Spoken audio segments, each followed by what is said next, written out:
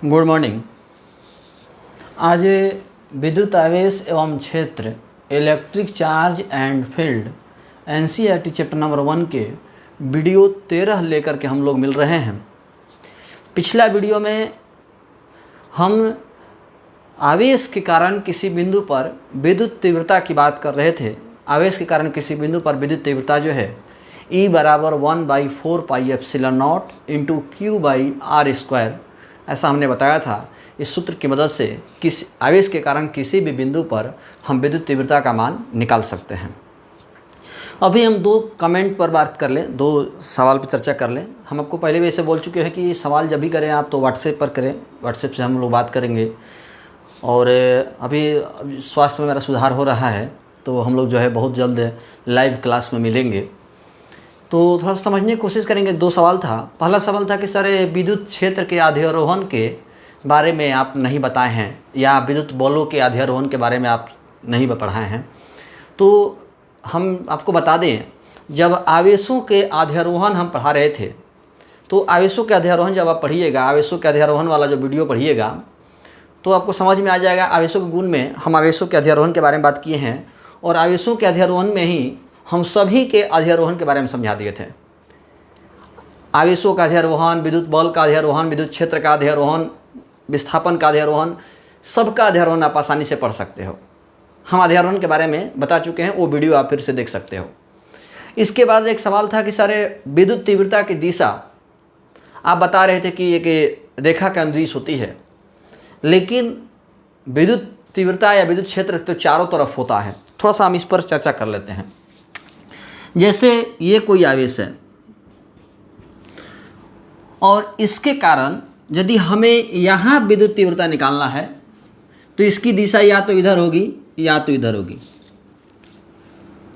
यदि इस आवेश के कारण यहाँ विद्युत तीव्रता निकालना है तो विद्युत तीव्रता की दिशा या तो इधर होगी या तो इधर होगी, ऐसे इस तरह से। यदि इस आवेश के कारण विद्युत तीव्रता यहाँ निकालना है तो विद्युत तीव्रता की दिशा या तो इधर होगी या तो इधर होगी, लेकिन जब भी होगी रेखा के अनुदिशी होगी। हम आशा करते हैं आप समझ गए होंगे, क्योंकि विद्युत तीव्रता को अनुभव करने के लिए हमें यहाँ पर आना होगा कि हम कहाँ पर, तो यहाँ पर। तो विद्युत तीव्रता या तो इधर होगा या तो इधर होगा। यदि आवेश यहाँ है तो विद्युत तीव्रता या तो इधर होगा या तो इधर होगा।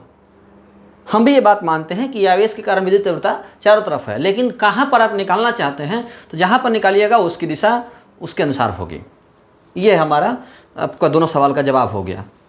आज हम लोग बहुत ही इंटरेस्टिंग टॉपिक लेकर के मिल रहे हैं विद्युत बल रेखा के बारे में। जैसा कि हम आपको पिछला वीडियो में बताए थे कि अगले वीडियो में हम लोग विद्युत बल रेखा के बारे में पढ़ेंगे, विद्युत बल रेखा के बारे में अध्ययन करेंगे।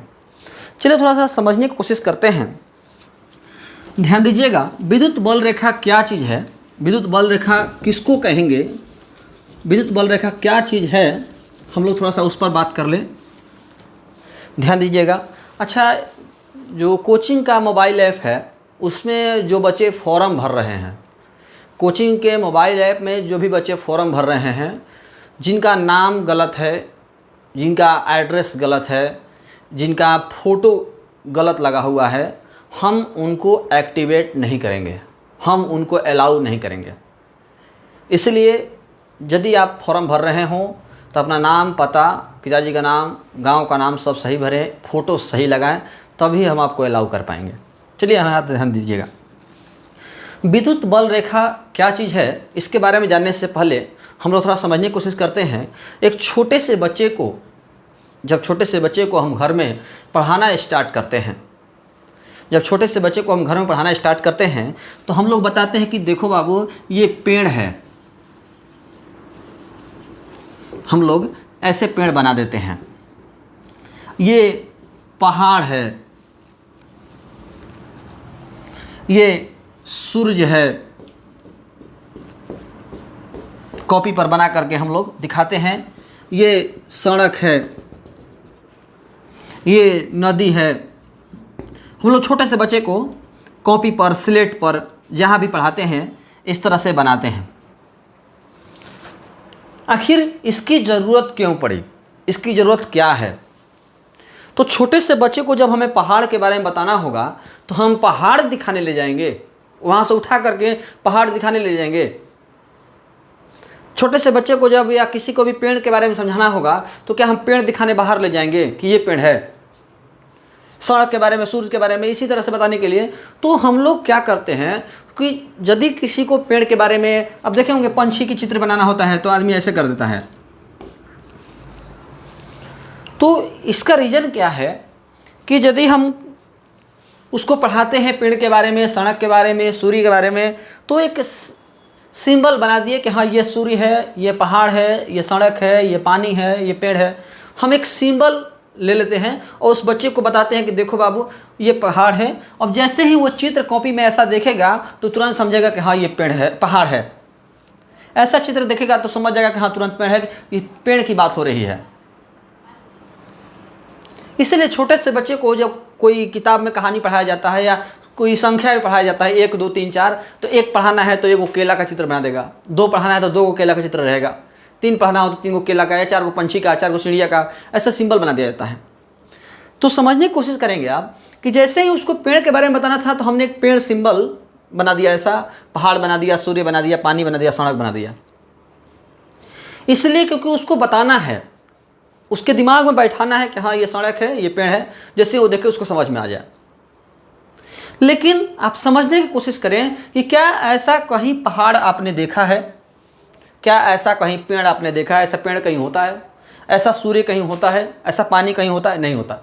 ये हमने कल्पना करके एक सिंबल बना दिया, हमने कल्पना करके एक सिंबल बना दिया। ठीक उसी तरह थोड़ा सा समझने की कोशिश करिएगा। कॉपी दीजिए, तो कोई कॉपी किताब कुछ भी दीजिए।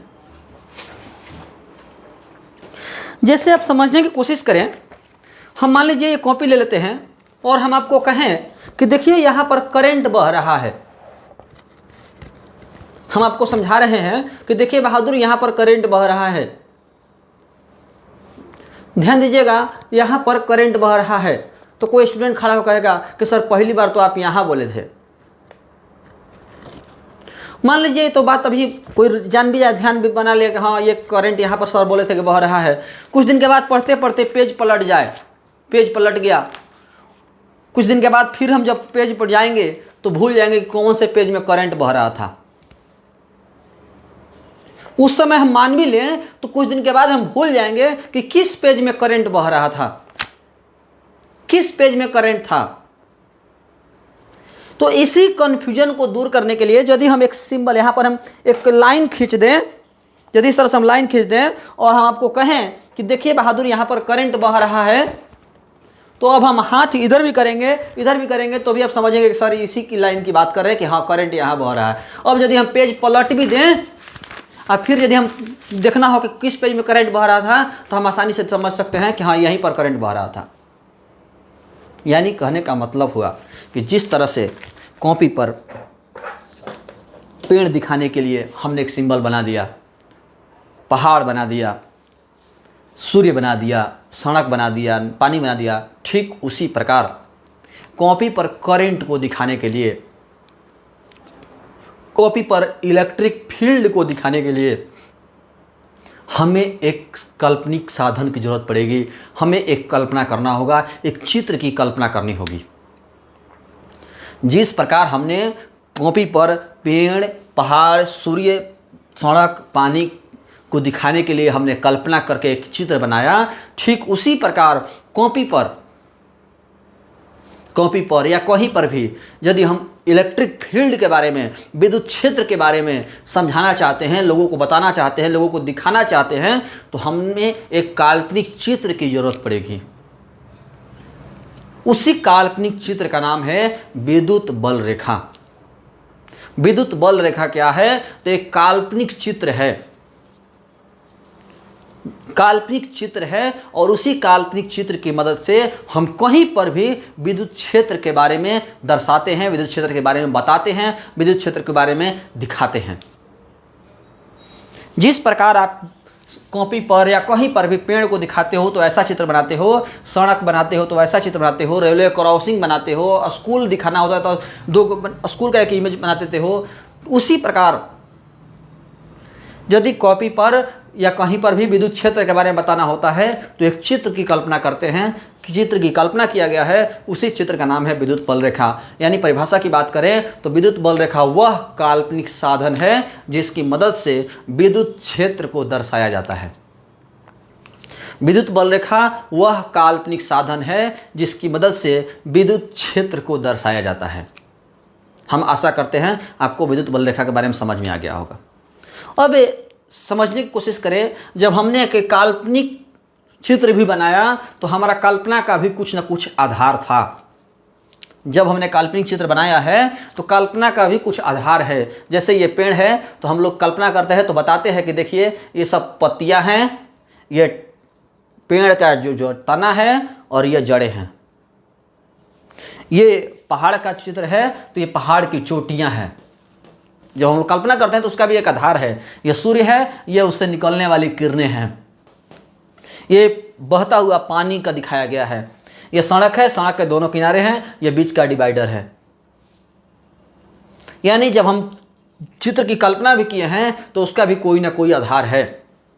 तो जब विद्युत बल रेखा की भी कल्पना करते हैं, विद्युत बल रेखा की हम कल्पना करते हैं तो विद्युत बल रेखा की कल्पना का भी कोई ना कोई आधार होगा।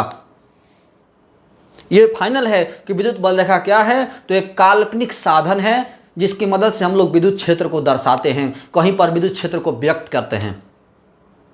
लेकिन जब हमने कल्पना किया तो उसकी कल्पना का आधार क्या है, जैसे मान लीजिए ये विद्युत बल रेखा है। अब समझने की कोशिश करेंगे आप।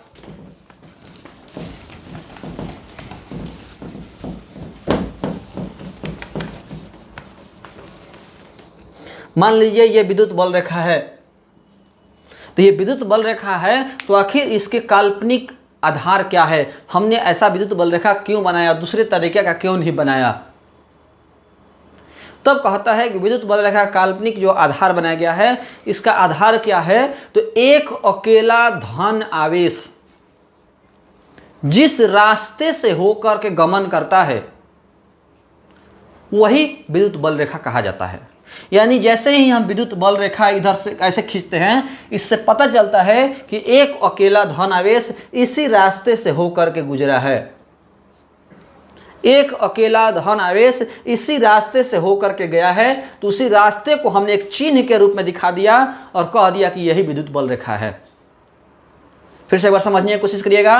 कोई आवेश जैसे मान लीजिए यहाँ से गया है, कोई आवेश ऐसे गया है और पता नहीं चल रहा कि किधर किस रास्ते से गया था, तो हमने एक चित्र लाइन खींच दिया कि हाँ इसी रास्ते से गया था, तो इसी लाइन को हम लोग विद्युत बल रेखा कहते हैं। यानी विद्युत बल रेखा के कल्पना के आधार क्या है कि एक अकेला धन आवेश जिस रास्ते से होकर के जाता है वही रास्ता विद्युत बल रेखा कहलाता है। यानी विद्युत बल रेखा एक अकेला धन आवेश जिस रास्ते से होकर गमन करता है उसे ही हम विद्युत बल रेखा कहते हैं। विद्युत बल रेखा एक काल्पनिक साधन है जिसकी मदद से हम लोग विद्युत क्षेत्र को दर्शाते हैं।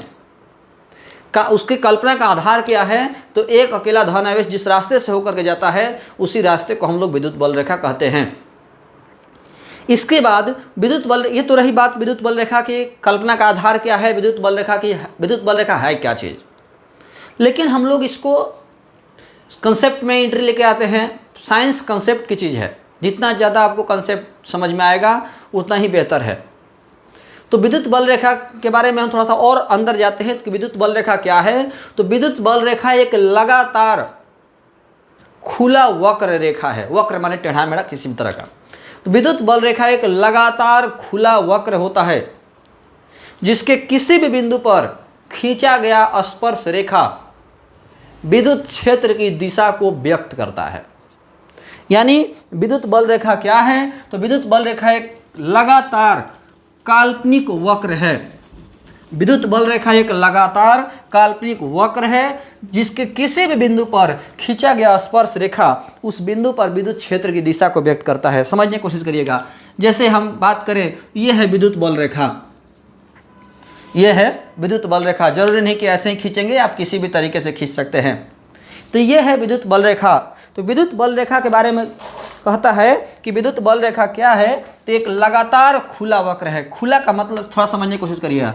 जैसे ये हो गया बंद चित्र, जिसका दोनों सिरा सट गया, कहीं से खुला हुआ ना हो तो ये बंद हो गया, लेकिन यदि ऐसे कर दें तो इसका मतलब हुआ खुला हुआ। ये पूरा चारों तरफ घुमा है, पूरा चारों तरफ घुमा है, और जब तक इसका दोनों मुंह नहीं सटेगा, सट गया तो बंद है और नहीं सटा हुआ है तो खुला है। तो विद्युत बल रेखा एक लगातार खुला वक्र होता है जिसके किसी भी बिंदु पर खींचा गया स्पर्श रेखा उस बिंदु पर विद्युत क्षेत्र की दिशा को व्यक्त करता है। यानी यदि हम इस बिंदु पर स्पर्श रेखा खींचते हैं, स्पर्श समझ रहे होंगे, टच करता हुआ, तो हम किसी भी बिंदु पर स्पर्श रेखा खींचते हैं, जैसे हमने यहाँ पर स्पर्श रेखा खींचा, तो ये स्पर्श रेखा बता रहा है कि इस बिंदु पर विद्युत क्षेत्र की दिशा, इस बिंदु पर विद्युत क्षेत्र की दिशा इधर है। यदि हम यहाँ पर स्पर्श रेखा खींचते हैं, यदि हम यहाँ पर स्पर्श रेखा खींचते हैं तो यह स्पर्श रेखा बता रहा है कि इस बिंदु पर विद्युत क्षेत्र की दिशा इधर है। यानी कहीं भी आप स्पर्श रेखा खींचिए, जहाँ पर भी आप स्पर्श रेखा खींचिएगा वो स्पर्श रेखा बता रहा है कि उस बिंदु पर विद्युत क्षेत्र की दिशा किधर है। हर बिंदु पर विद्युत क्षेत्र की दिशा अलग अलग होगी, जैसा कि हमने आपको अभी डायग्राम में भी बताया था कि आवेश यहाँ है तो इसके यहाँ पर विद्युत क्षेत्र इधर होगा, यहाँ पर विद्युत क्षेत्र इधर होगा, यहाँ पर विद्युत क्षेत्र इधर होगा। तो जिस बिंदु पर भी आप विद्युत क्षेत्र की दिशा निकालना चाहते हो वहाँ पर आप स्पर्श रेखा खींच दीजिए, वहाँ पर स्पर्श रेखा की दिशा जिधर होगी उधर ही विद्युत क्षेत्र होगा। कुल मिलाकर के विद्युत बल रेखा के 3 परिभाषा हमने आपको बताया। विद्युत बल रेखा वह काल्पनिक साधन है जिसकी मदद से विद्युत क्षेत्र को दर्शाया जाता है। उसकी कल्पना का आधार क्या है? तो एक अकेला धन आवेश जिस रास्ते से होकर गुजरता है, जिस पथ से होकर गुजरता है, उसी पथ को विद्युत बल रेखा कहा जाता है, उसी रास्ते को विद्युत बल रेखा कहा जाता है। इसका जो हमेशा यूज होने वाला परिभाषा है वो क्या है? तो विद्युत बल रेखा एक लगातार खुला वक्र है। लगातार का मतलब वह टूटा हुआ नहीं चाहिए कहीं पे। विद्युत बल रेखा एक लगातार खुला वक्र है जिसके किसी भी बिंदु पर खींचा गया स्पर्श रेखा उस बिंदु पर विद्युत क्षेत्र की दिशा को व्यक्त करता है, उस बिंदु पर विद्युत क्षेत्र की दिशा के बारे में बताता है। किसी भी बिंदु पर हम स्पर्श रेखा खींचेंगे, वह स्पर्श रेखा जिस बिंदु पर, वह स्पर्श रेखा की दिशा जिधर होगी उस बिंदु पर विद्युत क्षेत्र की दिशा उधर ही होगा। यह रहा विद्युत बल रेखा के बारे में कंप्लीट। थोड़ा सा इसमें एक वर्ड आया है, विद्युत बल रेखा एक लगातार खुला वक्र होता है। खुला वर्ड को जरूर नोटिस कीजिएगा, क्योंकि जब चुंबकीय बल रेखा के बारे में पढ़ाएंगे तो वहाँ हम आपको बताएंगे कि चुंबकीय बल रेखा एक बंद वक्र होता है। चुंबकीय बल रेखा बंद वक्र है और विद्युतीय बल रेखा खुला वक्र है। अब हम लोग यहाँ से विद्युत बल रेखा के गुण के बारे में पढ़ेंगे, विद्युत बल रेखा के प्रॉपर्टीज के बारे में पढ़ेंगे। ध्यान दीजिएगा, अभी हम लोग विद्युत बल रेखा के गुण के बारे में बात कर रहे हैं।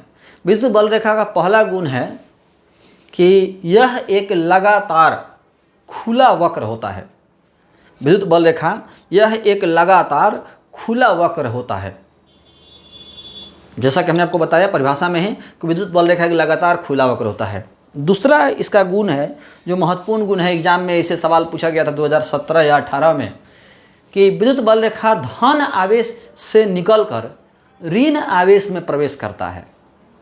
विद्युत बल रेखा की उत्पत्ति धन आवेश से होती है और एंट्री करता है ऋण आवेश में। विद्युत बल रेखा धन आवेश से निकलकर ऋण आवेश में प्रवेश करता है और यदि नज़दीक में ऋण आवेश न हो तो अनंत पर चला जाता है। थोड़ा सा समझने की कोशिश करिएगा। जैसे यहाँ पर कोई धन आवेश है और यहाँ पर कोई ऋण आवेश है, तो विद्युत बल रेखा धन आवेश से निकलकर ऋण आवेश में प्रवेश करता है। धन आवेश से निकलकर ऋण आवेश में प्रवेश करता है। विद्युत बल रेखा धन आवेश से निकलकर ऋण आवेश में प्रवेश करता है। विद्युत बल रेखा धन आवेश से निकलकर ऋण आवेश में प्रवेश करता है। यदि नज़दीक में ऋण आवेश न हो, मान लीजिए यहाँ पर कोई प्लस क्यू है, धन आवेश है, लेकिन नज़दीक में ऋण आवेश है ही नहीं, तब यहाँ से केवल निकलता हुआ दिखाएंगे हम लोग।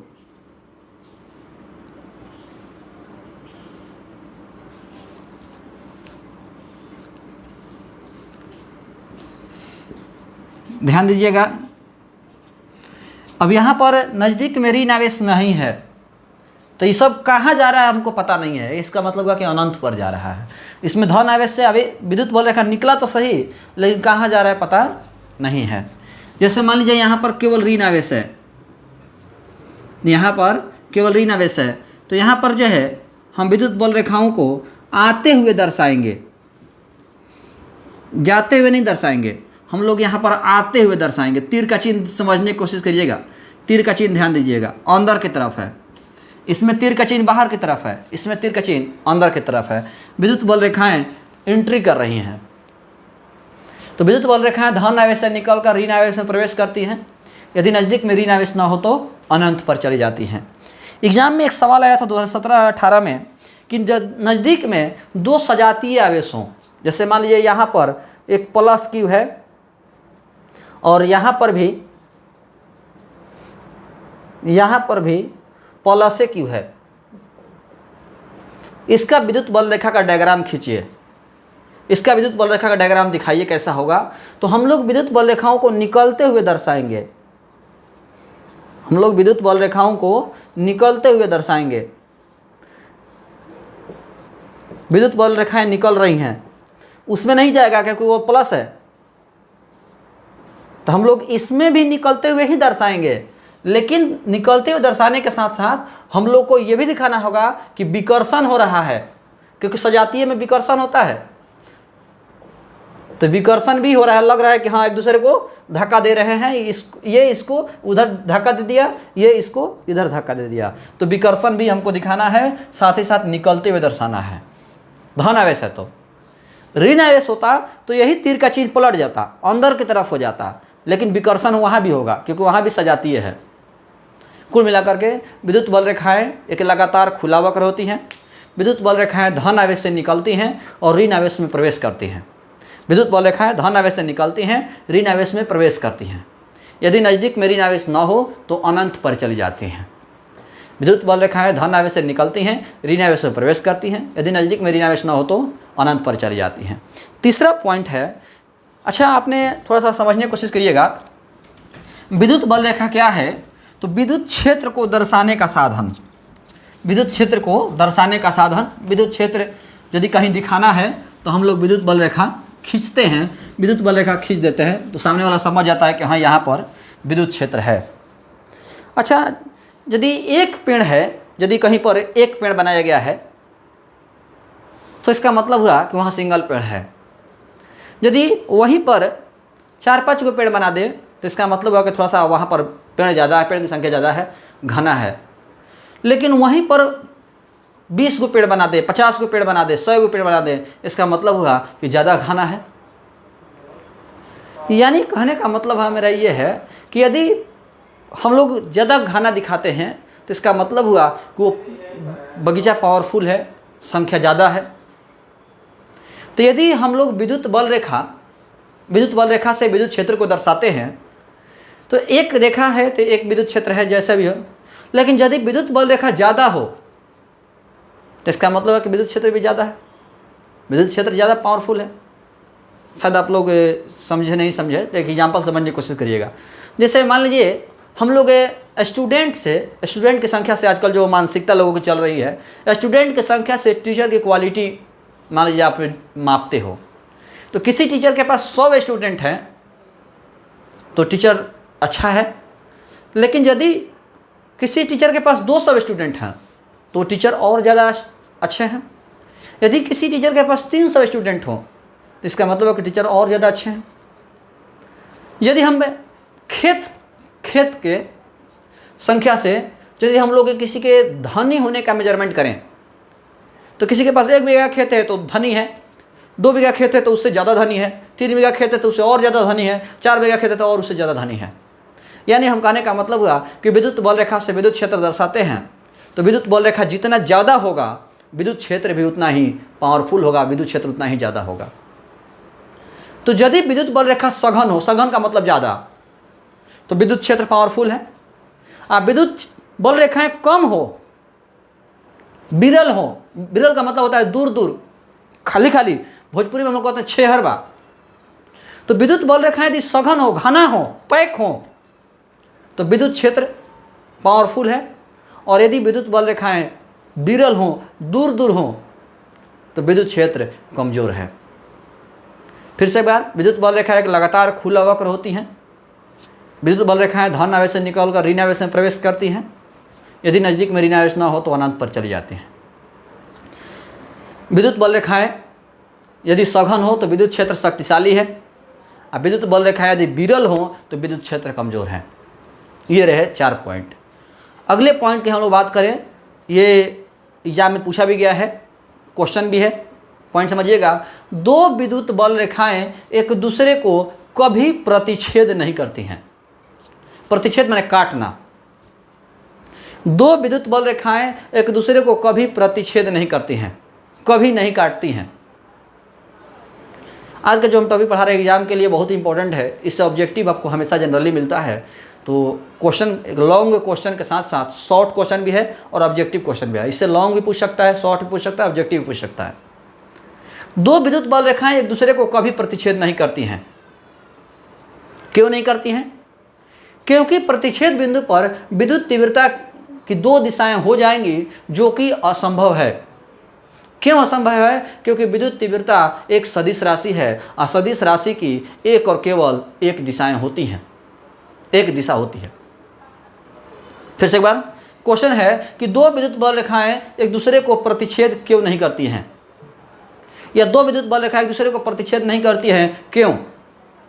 तो इसका आंसर है दो विद्युत बल रेखाएं एक दूसरे को कभी प्रतिच्छेद नहीं करती हैं, क्योंकि प्रतिच्छेद बिंदु पर विद्युत तीव्रता की दो दिशाएं हो जाएंगी, जो कि असंभव है। प्रतिच्छेद बिंदु पर विद्युत तीव्रता की दो दिशाएं हो जाएंगी, जो कि असंभव है, क्योंकि विद्युत तीव्रता एक सदिश राशि है और सदिश राशि की एक और केवल एक दिशा होती है। इसको हम लोग डायग्राम से समझने की कोशिश करते हैं, ध्यान दीजिएगा। जैसे दो विद्युत बल रेखा है, एक विद्युत बल रेखा ये है और दूसरा विद्युत बल रेखा ये है। ये बिंदु A है और ये बिंदु B है। थोड़ा सा समझने की कोशिश करिएगा, आसानी से क्लियर हो जाएगा। अभी हमने आपको बताया था कि विद्युत बल रेखा एक काल्पनिक साधन है, जिसके किसी भी बिंदु पर खींचा गया स्पर्श रेखा उस बिंदु पर विद्युत क्षेत्र की दिशा को व्यक्त करता है। तो यदि हम बिंदु A पर विद्युत क्षेत्र की दिशा ढूंढें तो कैसे होगा? तो हम लोग यहाँ पर स्पर्श रेखा खींचेंगे। यह स्पर्श रेखा बताता है कि इस बिंदु पर विद्युत क्षेत्र इधर है, इस बिंदु पर विद्युत क्षेत्र की दिशा इधर है। यदि हमें यहाँ पर विद्युत बल रेखा पर विद्युत क्षेत्र की दिशा ढूंढें तो यहाँ पर भी हम स्पर्श रेखा खींचेंगे और यह स्पर्श रेखा बता रहा है कि इस बिंदु पर विद्युत क्षेत्र की दिशा इधर है। फिर से एक बार, यहाँ पर हमने स्पर्श रेखा खींचा तो यह स्पर्श रेखा बता रहा है कि इस बिंदु पर विद्युत क्षेत्र की दिशा इधर है। यहाँ पर हमने स्पर्श रेखा खींचा तो यह स्पर्श रेखा बता रहा है कि इस बिंदु पर विद्युत क्षेत्र की दिशा इधर है। अब हम क्या करते हैं, तो दोनों को एक दूसरे को कटा रहे हैं, प्रतिच्छेद कर रहे हैं, टच करा रहे हैं। मान लीजिए, मानने में कहता है, मानिए कि ऐसे प्रतिच्छेद किया कि A और B एक पॉइंट एक दूसरे को क्रॉस किए हैं। मतलब थोड़ा समझने की कोशिश करिएगा, यही इसका B पॉइंट है, इस रेखा का B पॉइंट यहाँ है और इस रेखा का A पॉइंट यहाँ है। प्रतिच्छेद कर दिया। तो यदि हम इस रेखा के अनुसार बात करें तो विद्युत क्षेत्र की दिशा इधर होगी, इस पॉइंट पर, और इस रेखा के अनुसार बात करें तो इस पॉइंट पर विद्युत क्षेत्र की दिशा इधर होगी।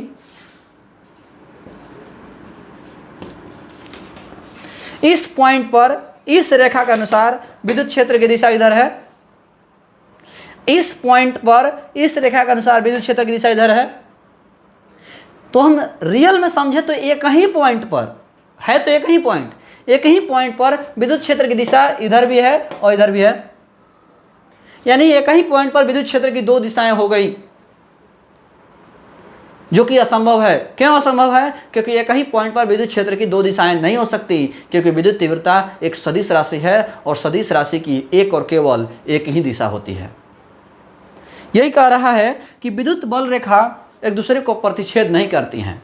क्यों नहीं करती हैं? क्योंकि प्रतिच्छेद बिंदु पर विद्युत तीव्रता की दो दिशाएं हो जाएंगी, जो कि असंभव है। क्यों असंभव है? क्योंकि विद्युत तीव्रता एक सदिश राशि है और सदिश राशि की एक और केवल एक दिशा होती है। विद्युत बल रेखा क्या चीज़ है? तो ये काल्पनिक साधन है जिसकी मदद से हम लोग विद्युत क्षेत्र को व्यक्त करते हैं। कल्पना करने का आधार क्या है? तो एक अकेला धन आवेश जिस रास्ते से होकर गुजरता है, उसी रास्ते को हम लोग, उसी पथ को विद्युत बल रेखा कहते हैं।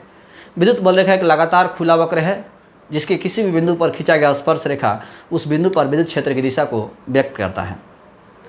विद्युत बल रेखा के गुण के बारे में बात करें तो विद्युत बल रेखा एक लगातार खुला वक्र है। यह धन आवेश से निकलकर ऋण आवेश में प्रवेश करता है। नज़दीक में ऋण आवेश न हो तो अनंत पर चला जाता है। विद्युत बल रेखाएं सघन होती हैं तो विद्युत क्षेत्र शक्तिशाली होता है। विद्युत बल रेखाएं विरल होती हैं तो विद्युत क्षेत्र कमजोर होता है। यह धन आवेश से निकलकर ऋण आवेश प्रवेश करता है। नज़दीक में ऋण आवेश न हो तो अनंत पर चला जाता है। अगला पॉइंट है कि दो विद्युत बल रेखाएं एक दूसरे को कभी प्रतिच्छेद नहीं करती हैं, क्योंकि प्रतिच्छेद बिंदु पर विद्युत तीव्रता की दो दिशाएं हो जाएंगी, जो कि असंभव है, क्योंकि विद्युत तीव्रता एक सदिश राशि है और सदिश राशि की एक और केवल एक ही दिशा होती है। अगला पॉइंट है कि यदि विद्युत बल रेखाएं, थोड़ा सा समझने की कोशिश करिएगा, हम लोग अभी पॉइंट पर बात करेंगे। अभी हमने बताया कि यदि विद्युत बल रेखाएं सघन हो तो विद्युत क्षेत्र शक्तिशाली है, और विद्युत बल रेखाएं विरल हो तो विद्युत क्षेत्र कमजोर है। थोड़ा समझने की कोशिश करिएगा। यदि विद्युत बल रेखाएं घना है तो विद्युत क्षेत्र शक्तिशाली है, और विद्युत बल रेखाएं विरल है, मतलब दूर दूर है, तो विद्युत क्षेत्र कमजोर है। विद्युत बल रेखाएं घना है तो विद्युत क्षेत्र शक्तिशाली है, और विद्युत बल रेखाएं विरल है, मतलब दूर दूर है, तो विद्युत क्षेत्र कमजोर है। अच्छा, हमने कुछ बोर्ड पर लाइन खींचा है। इस लाइन को देख करके आप बताने की कोशिश करेंगे कि कहाँ पर घना है और कहाँ पर दूर दूर है। मतलब कहाँ पर लाइन घना है और कहाँ पर दूर दूर है, तो आप कहेंगे, ऐसा आप देख सकते हैं कि सर सब जगह लगभग बराबर है। हमने स्केल से नहीं माप कर खींचा है, लेकिन लगभग हमने कोशिश किया है कि बराबर दिखाएं। सब जगह बराबर दूरी पर है, कहीं भी न तो घना है और न कहीं दूर दूर है, सब जगह इक्वल है। तो कहीं घना होता तो विद्युत क्षेत्र शक्तिशाली होता, मतलब ज़्यादा होता विद्युत क्षेत्र, और जहाँ विरल होता वहाँ विद्युत क्षेत्र कमज़ोर होता।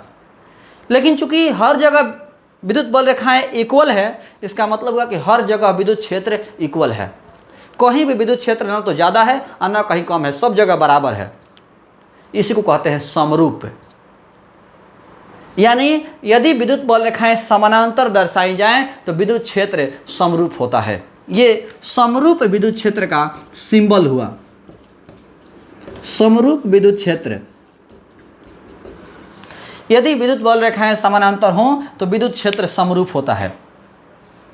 यदि विद्युत बल रेखाएं समानांतर हो तो विद्युत क्षेत्र समरूप होता है। और यहाँ पर हम आपको एक पॉइंट बता रहे हैं, उसको दिमाग में हमेशा के लिए याद कर लीजिएगा कि हम लोगों को पूरे आईएससी में समरूप विद्युत क्षेत्र ही पढ़ना है। यदि हम कहीं भी अब विद्युत क्षेत्र की चर्चा करें तो समझ लीजिएगा कि समरूप ही है। असमरूप यानी कहीं घाना कहीं ऐसे नहीं, यानी इस तरह का नहीं। थोड़ा सा ध्यान दीजिएगा।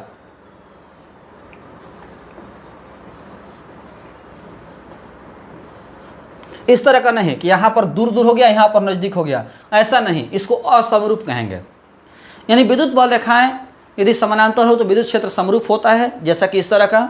और हम लोगों को पूरे आईएससी में कहीं भी विद्युत क्षेत्र समरूप ही पढ़ना है। इसलिए यदि हम कहीं भी अब विद्युत क्षेत्र की चर्चा करें तो समझ जाइएगा कि वो समरूप ही है। इस तरह से हमने आपको कितना 6 पॉइंट पढ़ा दिया। अगला पॉइंट कहता है, थोड़ा सा समझने की कोशिश करिएगा, ध्यान देंगे आप लोग। अगला पॉइंट है कि विद्युत बल रेखाएं किसी खोखले चालक में प्रवेश नहीं करती हैं। थोड़ा सा समझने की कोशिश करिएगा। जैसे ये कोई बॉक्स है, सोना का, चांदी का, एल्युमिनियम का, कोई भी, तो विद्युत बल ये चालक बॉक्स है। तो विद्युत बल रेखाएं किसी चालक में प्रवेश नहीं करती हैं। विद्युत बल रेखाएं किसी खोखले चालक में प्रवेश नहीं करती हैं। विद्युत बल रेखाएं किसी खोखले चालक में प्रवेश नहीं करती हैं।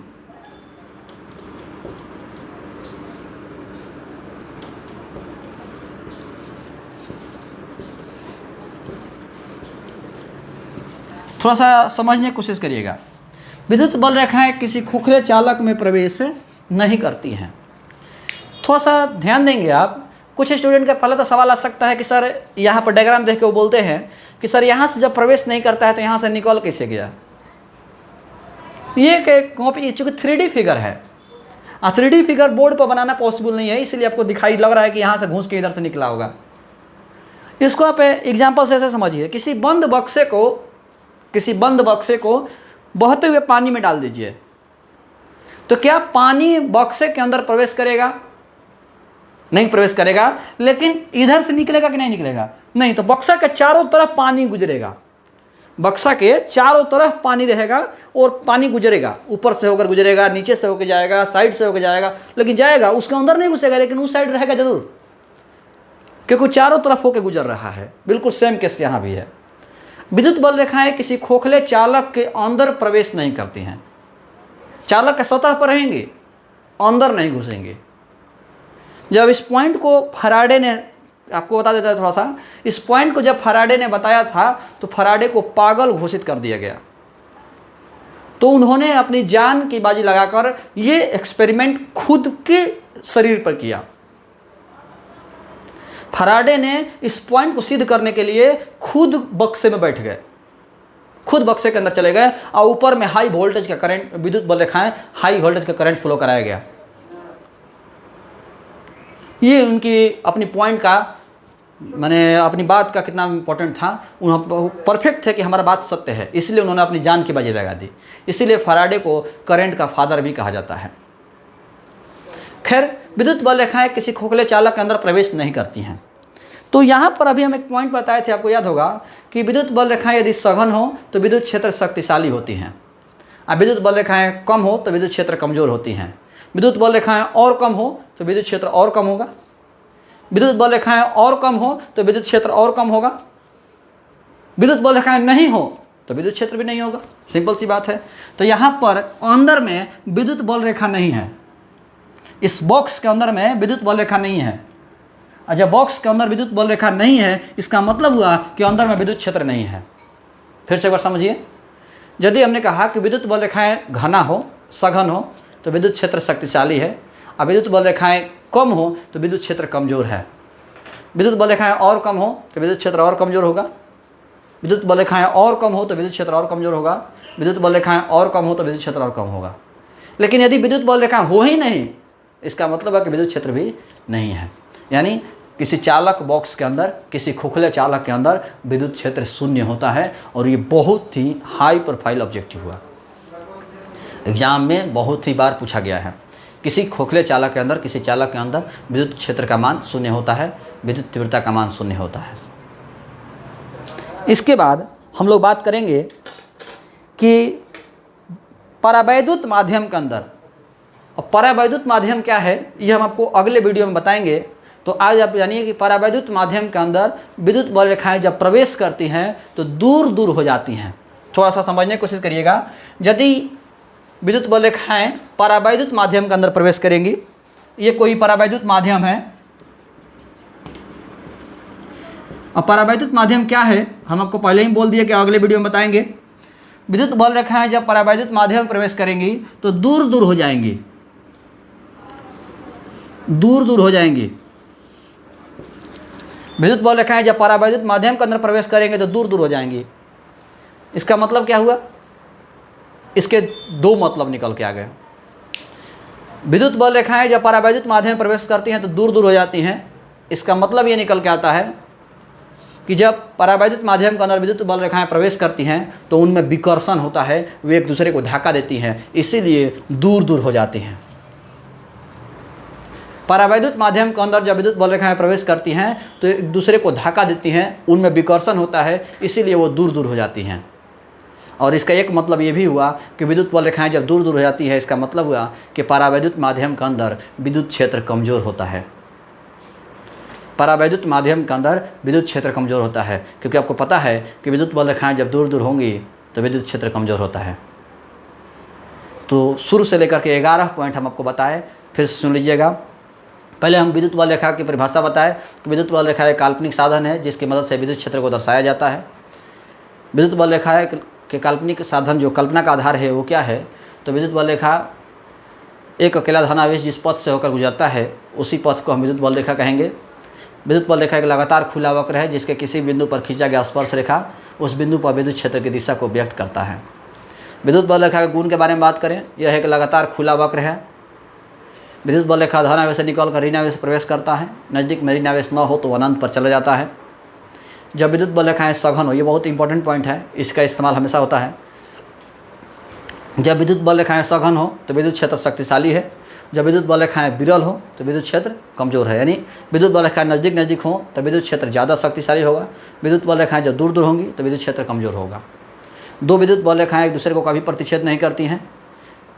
क्यों प्रतिच्छेद नहीं करती हैं? क्योंकि प्रतिच्छेद बिंदु पर विद्युत तीव्रता की दो दिशाएं हो जाएंगी, जो कि असंभव है, क्योंकि विद्युत तीव्रता एक सदिश राशि है और सदिश राशि की एक और केवल एक दिशा होती है।